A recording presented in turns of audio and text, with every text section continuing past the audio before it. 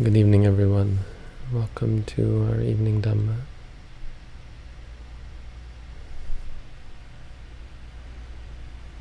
Tonight we're looking at purification through knowledge and vision of what is and what is not the path. It's a bit of a mouthful.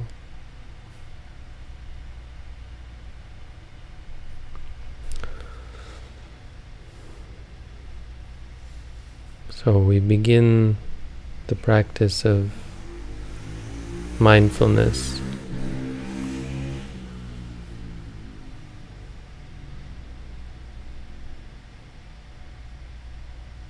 we set out on a path to free ourselves from suffering. We may not phrase it like that, but that's generally the idea. We have problems or challenges, or we may best say inefficiencies, things about ourselves that are, for whatever reason, however we look at them, are inefficient. They might present themselves as stressful or bad habits. We might feel guilty about part of who we are.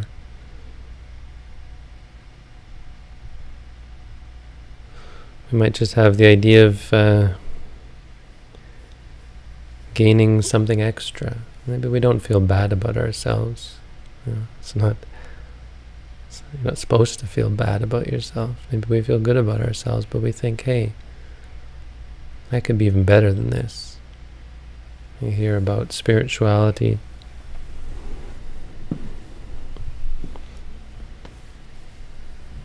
And you think, well, that's something that I could really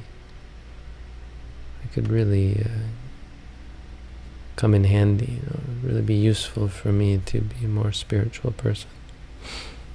And these qualities of being mindful, you think, well, that's a useful skill. That's really how we should look at it. In the Buddha's time,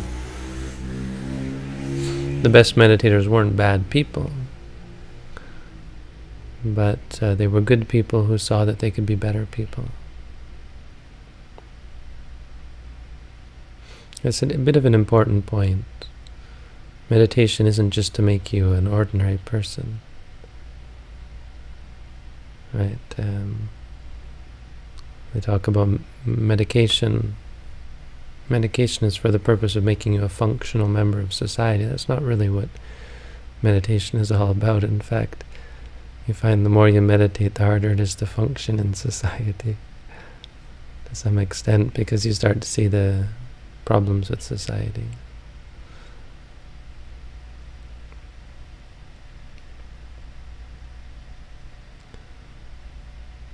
But there's a general idea of going somewhere, of getting something, right?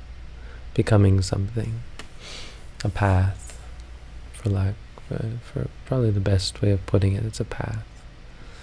So that's what we're describing. We've talked about these purifications as though they are paths. And so it's this point where the meditator begins to find the path. Up until this point, they've really just done a lot of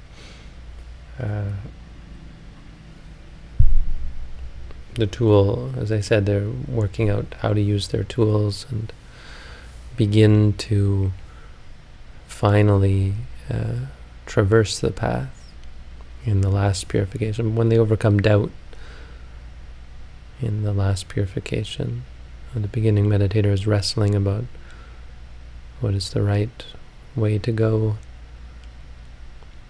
and then the meditator realizes or starts to see what is the right way to go, and they start to go in that direction.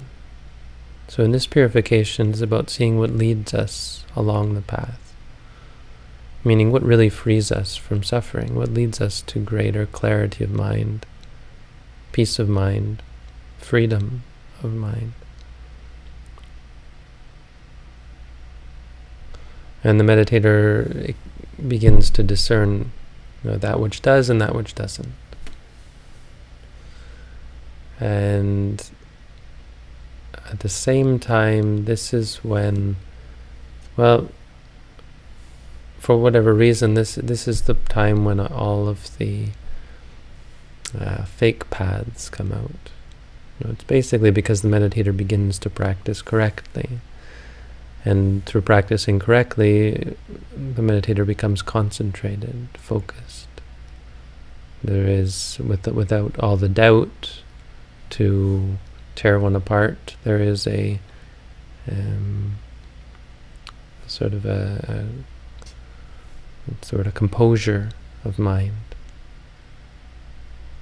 This is the state that we all are looking for, right? You think, okay, a good meditator is composed, their mind is strong. So at this point, the meditator's mind becomes strong, and as a result, a lot of new experiences come up, mostly good ones. The texts talk mainly about the good ones, and with good reason, because through good practice, good things come up. It's worth mentioning that for some people, bad things will come up.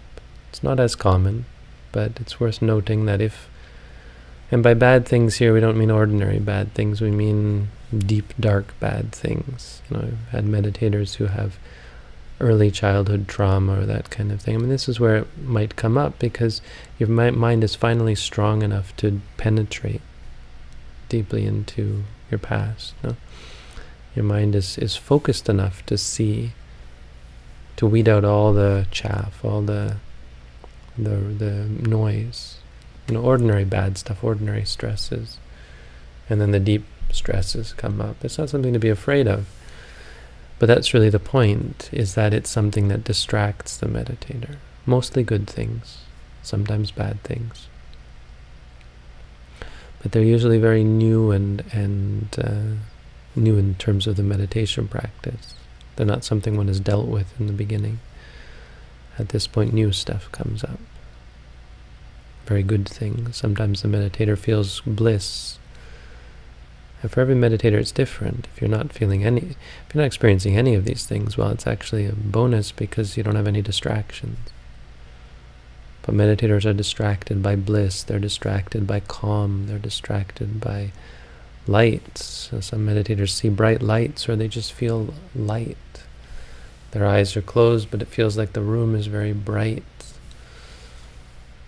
And all these things come from some sort of state of mind that is evoked through strong concentration. Meditator's concentration improves, and much more to do with the nature of their own mind.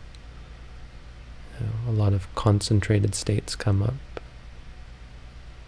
For some people it's bright lights, for some people it's bliss, for some people it's calm, quiet. A lot of people have states of quiet, where there's really nothing. The mind is suddenly still. For some it's knowledge. They begin to understand things about their lives. I've gone through, this is a talk I've given many times. Some of you find this stuff familiar, but it's always good to go over it. Knowledge means lots of different kinds of knowledge. Confidence. This is the point where the meditator finally has confidence. The doubt is gone, and there's this upsurge of faith and confidence. Faith in the teacher. This teacher is such a great teacher. Faith in the teachings. Wow, this teaching is so perfect and wonderful and great. Faith in the Buddha. Faith in Buddhism. Faith in oneself. I am such a good meditator. I'm doing it. I'm successful. But the funny thing is, when you start saying that, when you start focusing on that, you're no longer meditating. You're now a very poor meditator, because you're no longer being mindful. I mean, it's a good sign. These are a sign that, wow, the mind is really progressing. But this is when so because of the progress, because of the progress, good things come. But the real trick at this point, and the key at this point, is to be able to say, what is it that's causing the progress? What is it that is allowing me to progress? I mean, all it takes is an asking of that question to make one realize, well, no, it's not these positive states that have suddenly come up. If now I fix and focus on these, I've stopped what I was doing. I've left the path. So these are good signs, but these are not the path. They're called byproducts of the practice. And they are problems simply because they distract. So it's a warning that yes, good things are going to come, many good things that maybe you wished for. Maybe you thought this would be great if they could come in my meditation. But happiness is not the cause of happiness. You don't get more happy just because you wallow in the happiness. If you want happiness, you need goodness. You need this purity of mind, mindfulness.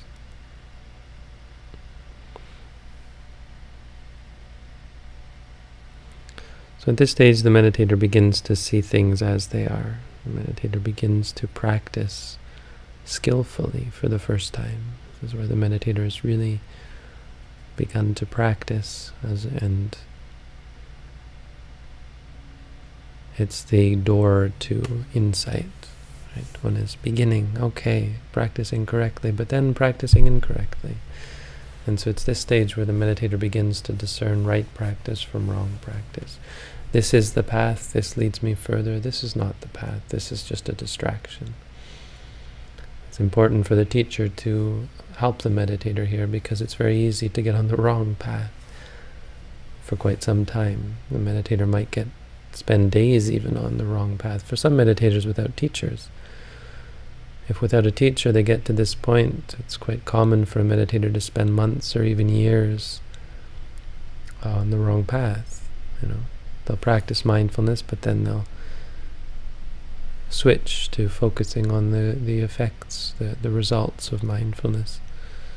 And they won't understand what the next step is, not confident in the fact that mindfulness is the next step. Mindfulness of these states. So when you're calm, you should say to yourself, calm, calm, calm. Happy, so it's happy, happy. If you see bright lights, of course, it's seeing, seeing. Even if you feel very quiet or calm, quiet, you would just say quiet, quiet.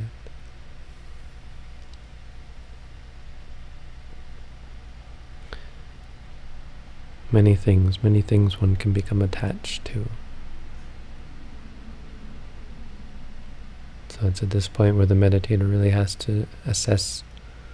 You need vimamsa, to step back and to assess your practice and say, hey, I'm not really being mindful of that. Here's something I'm not being mindful of. And refine your practice. This isn't really refining at this point. It's more just deciding, this is right, this is wrong, this is the way, this is not the way. Sitting around feeling happy all the time, unfortunately, isn't the way to attain freedom from suffering. Because it's a product, it's not a cause. It's an important point, right? This is a problem with societies. We think, don't worry, be happy, as though happiness could solve your problems. It unfortunately can't. Because happiness doesn't lead to happiness. Happiness isn't the cause of happiness. Of course, not worrying is a good cause of happiness, but it's different. So if you don't worry, then you will be happy. And of course, by worry we include all unwholesome states. If you stop worrying, if you stop getting angry or being afraid, if you stop wanting, if you stop being addicted to things, then yes, you'll be happy. But it's not about just being happy or just focusing on good states. And the same with bad states. Obsessing over bad states, delving into them, bringing them up again and again is also not the way. So this is the dark side. It can happen that at this point bad things come up, things that a meditator has held inside, They're not a problem. They're only a problem if we think that they're a problem, if we get upset about them, if we get worried about them, distracted by them, frustrated by them, attached to them. They're just phenomena, they're thoughts, they're emotions, they just come up. All of the emotions that exist in the mind are just that, emotions. They can only hurt us if we give them the power to. Nothing is a problem in the practice. Nothing can block us from practicing, because everything can be an object of mindfulness. So there you go, briefly talking about this latest, the next stage in the path of purification. That's the Dhamma for tonight. Thank you all for coming out.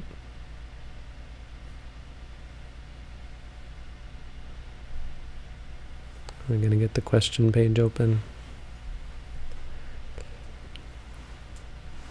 Pressure on the IT team. Questions aren't being answered because I can't access the questions page. They're all so busy. If anybody wants to join the IT team, we can always use more volunteers.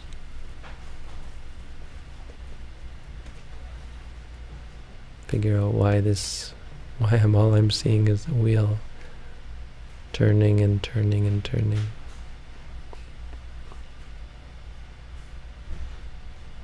It's not right.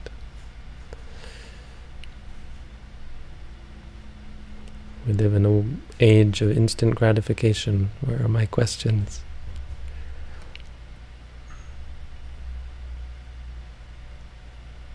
Let's go see what's happening on YouTube. Hello, YouTube. Oh, we've got people saying thank you. Well, that's nice. Oh, I've got to talk to Robin. I keep forgetting. Robin, I need to talk to you after this. Can we do a Google Hangout?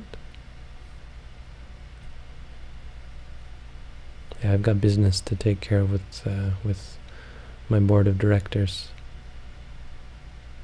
So I'm going to use that as an excuse to not wait for this thing to finish loading, and it's not loading. So, good night everyone. Thank you all for tuning in.